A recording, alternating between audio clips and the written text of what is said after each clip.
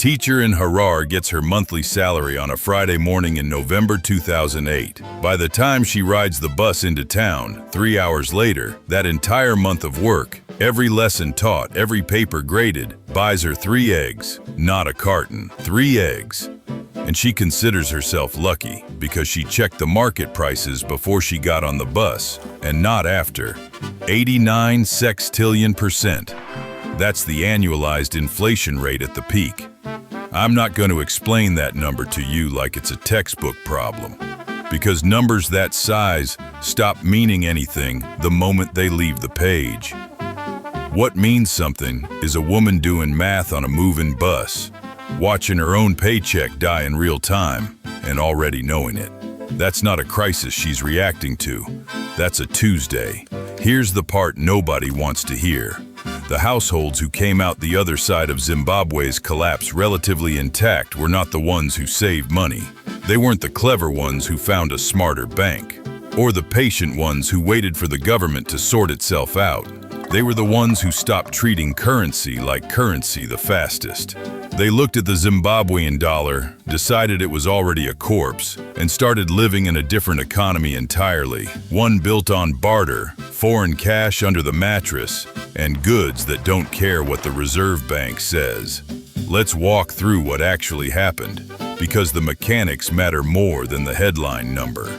The Reserve Bank of Zimbabwe issued something called bearer checks, official currency notes with an expiration date printed on them. Let that sit for a second. Money that expired. People joked that you had to spend a bearer check faster than you could read the fine print, because by the time it expired, it wasn't worth the paper the joke was printed on. Then came the trillion-dollar notes.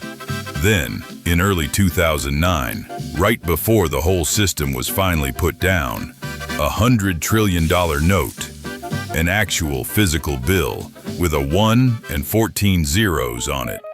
Within about a week of that note entering circulation, it couldn't reliably buy a bus ticket into town. A loaf of bread, at various points in that stretch, cost roughly 300 billion Zimbabwean dollars. Households checked market prices twice a day, morning and afternoon, because a price quoted at breakfast was fiction by lunch. So what did the households who made it through actually do differently?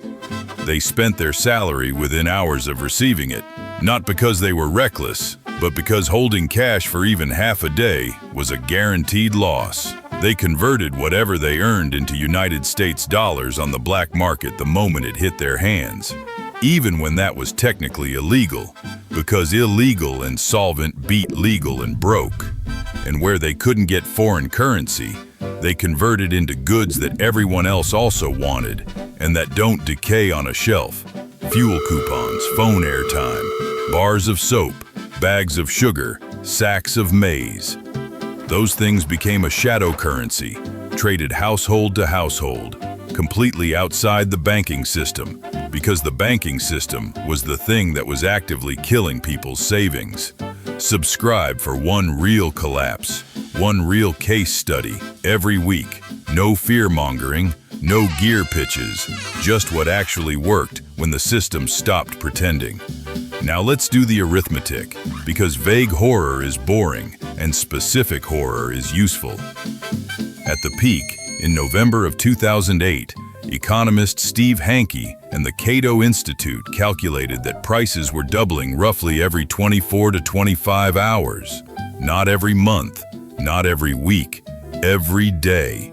That means if you got paid at 9 in the morning and didn't spend it until the following morning, your money had already lost roughly half its purchasing power before you'd even had breakfast twice.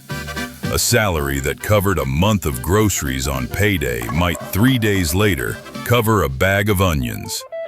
Compare that to a liter of fuel, a chicken, or a 50-kilogram bag of maize purchased on day 1 and held for a week. Those goods were worth roughly the same in real terms a week later that they were the day you bought them, because their value wasn't denominated in a currency the government could print into oblivion. The math isn't complicated. Physical goods held their value by simply existing.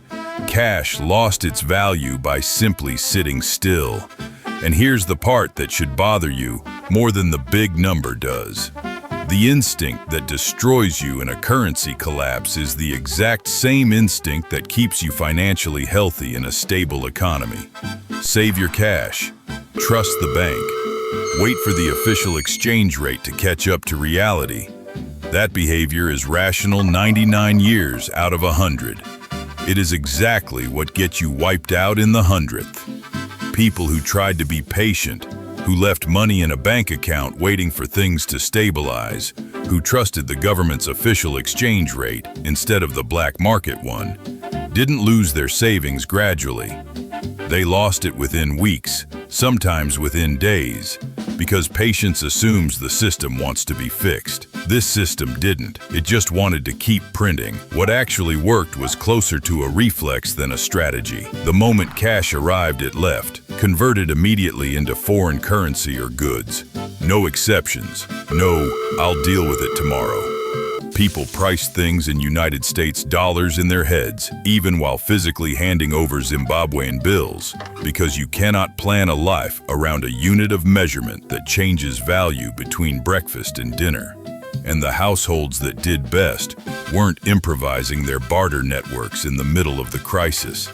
They'd already built those relationships before the worst of it hit. The neighbor who could get fuel, the cousin with a maize connection, the shop owner who'd quietly take soap as payment. Currency in this world is a hot potato. You don't hold it, you move it. The value isn't in the balance, it's in how fast you get rid of it for something that still means something tomorrow. So here's the actionable piece, the only one that matters. Sit down today, not during a crisis, and figure out what your household's barter currency would be if your national currency died in the next 30 days. It has to be durable. It doesn't spoil or rust while you're holding it. Divisible, you can trade a small amount without having to give up the whole unit. And universally wanted, not a niche hobby item, something anyone in your neighborhood would take without negotiation. Fuel, basic hygiene goods, shelf-stable protein, batteries. That's not a shopping list for a bunker fantasy. That's what Zimbabwean households were quietly trading in 2008, while the bank down the street was handing out checks with expiration dates on them. And understand the deeper logic underneath it. A small reserve of stable currency plus tradable goods will outperform a large stack of your own depreciating cash every single time, because velocity beats volume when the thing you're holding is dying. Here's the uncomfortable truth I'll leave you with. Most people watching this measure their entire sense of financial safety in a number sitting in a bank account, denominated in a currency they have never once questioned. Zimbabwe didn't need a war to zero that number out. Nobody dropped a bomb. There was no invasion, no dramatic single event you could point to on a calendar. It just needed a government that kept the printing presses running long after the number stopped meaning anything, and a population that, for a while, kept believing it would. Welcome to the wasteland, darling, where the jukebox never dies. Just a little music for the journey underneath these endless skies.